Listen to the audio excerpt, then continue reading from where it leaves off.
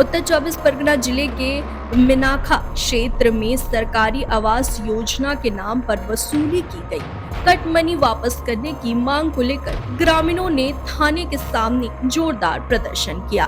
प्रदर्शनकारियों का आरोप है कि पंचायत स्तर पर कुछ लोगों ने पक्का मकान दिलाने का आश्वासन देकर लाभार्थियों के 5 से 15,000 रुपए तक की रकम ली थी, लेकिन लंबे समय बाद भी उन्हें आवास का लाभ नहीं मिला।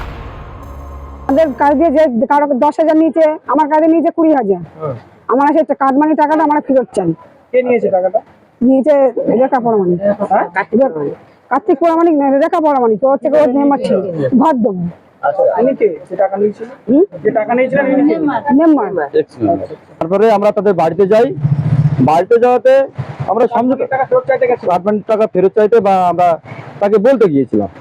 বলতে যাওয়াতে তিনি উল্টো রকম ভাবে আমাদেরকে নানা রকম হেনস্থা করে এবং নিজে নিজে ভাঙচুর চালিয়ে আমাদের গ্রামের উপরে 13 জনের নামে কেস করে। 3 জন মহিলা এবং 10 জন পুরুষ।